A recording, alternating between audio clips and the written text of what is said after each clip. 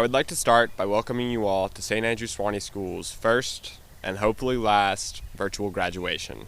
I hope you all are safe, healthy, and happy during these uncertain times. Before I begin, I would also like to thank Ms. Duncan, our senior class coordinator, who is in a sense graduating with us. For the past 9 months, she has corralled and organized all 51 of us to blood drives, senior committees, and finally to this finish line. Although we cannot say it in person, we appreciate everything you have done for us. 9 months ago, when proclaiming ourselves seniors still felt foreign and misplaced, no one could have predicted that our last quarter of high school would flash by on a computer screen. Yet, here we all are, in our own homes, watching ourselves graduate on our own TVs. Even though we are not in our best uncomfortable clothes, sitting too close together, sweating under that classic white tent on our beautiful campus, we are not as separate as we may feel. Now, I will not go on to repeat the same optimistic mistake that this generation of high school and college seniors have heard so many times already. We have suffered a painful loss. Right now, it is hard to care about the possible upsides that may or may not develop within our character. We don't even really care that we are going to be in a history lesson 40 years from now. What we do care about are our final days at a place we loved so dearly, surrounded by people that we cared for in unquantifiable ways. We care about all of the lasts that we never got to experience. Dancing late into the night at senior prom, crying together at our final SAS retreat, hugging our teammates after our last games as SAS athletes, or playing Dragon Tales with the whole school on Earth Day. We care about sitting under the warm McCrory lights for our senior mugging and that last sentimental creative expressions. And oh man, did we all desperately care about forcing ourselves to avoid the teary gazes of our mothers as we walked down that grassy slope to the somber melody of those bagpipes. Despite our deep attachment to all of these traditions, our chapter at SAS is coming to a close without them. It is okay to mourn these things. In fact, we should mourn them. However, mourning and regret must be distinguished from one another. We cannot let loss define our final year at SAS, just as we would not let a few missing pages ruin our favorite book. Surely you can dream about what a perfect ending could have been, but isn't it more productive to reread the very real pages that enthralled you so deeply in the first place? Look to the late nights in the Union, watching movies or playing ping pong. Reminisce to running around the sun-drenched quad, soaking up every moment before having to go study. Enjoy memories of the lunch line packed with 200 of your closest friends, or maybe the insurmountable exhaustion of a 1 a.m. caffeine-induced riding frenzy. Think back to the final days with your friends, laughing uncontrollably in the hallway window seats when you really should be doing Spanish, or staying up well after lights out talking when you definitely should be sleeping. These are the experiences that make SAS unique.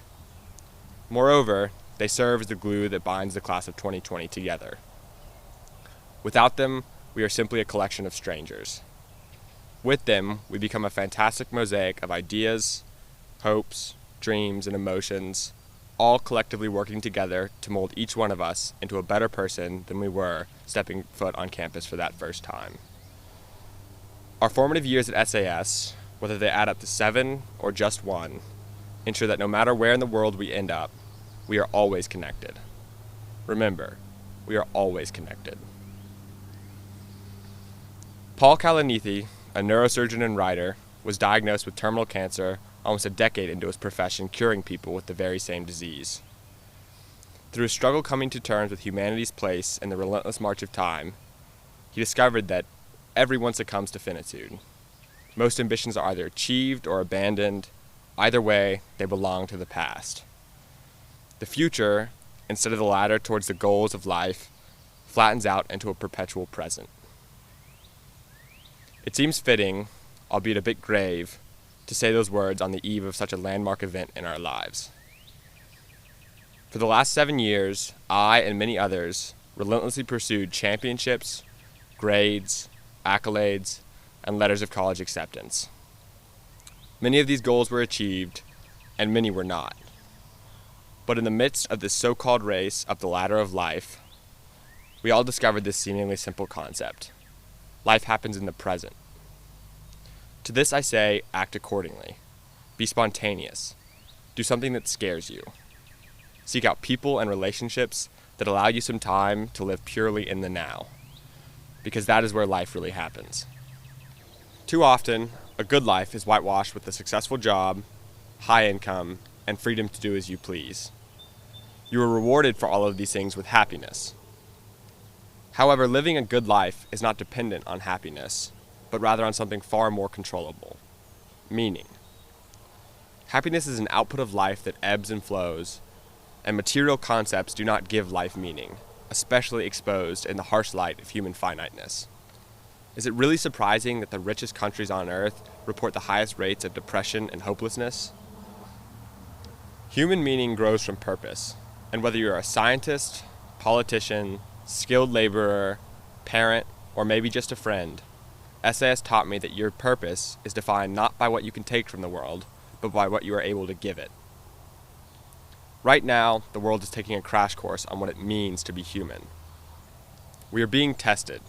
Can we give up our individual desires, happiness, and even well-being for a short while so that the least privileged, the most at risk, can survive the coming months? Across the globe, many people have sacrificed these things for the good of others. Still, for political, self-interested, or apathetic reasons, a great many people see this pandemic as another's problem to deal with. These isolationist and exploitative mindsets must be left in the past.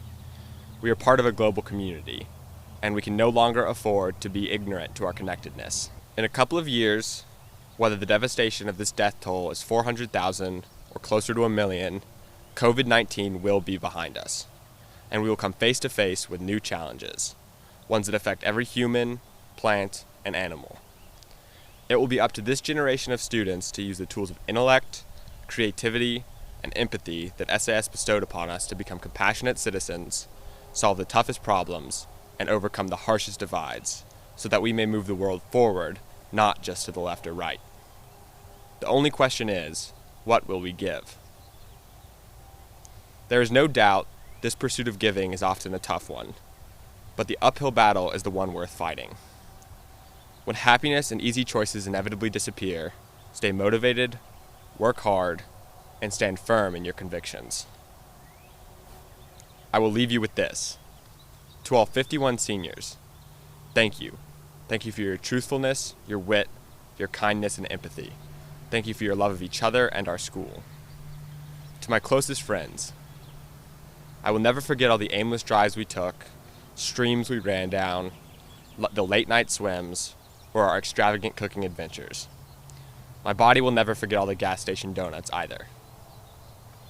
To every family, but especially my mom, dad, and brother, thank you for your love, support, and guidance. None of us would be here without you. Finally, to the faculty and staff, you make SAS everything that it is, and you have largely made us who we are. I'm confident in saying that every single one of you has impacted me in ways I cannot begin to explain. Academically and athletically, you taught to the highest standard. But more than that, you let us become close to you as people. In doing so, we discovered many things. Mr. Prin listens to Chris Brown when he is alone. Mr. Short uses duct tape in some interesting ways when he's running. Ms. Knoll can become your second mother, and Mr. Smith will take you out to eat literally whenever you ask. Most importantly, though, you showed us what it is to be unique, compassionate, engaged, and so much more. I cannot begin to express my gratitude for this, so on behalf of the class of 2020, all I will say is, thank you.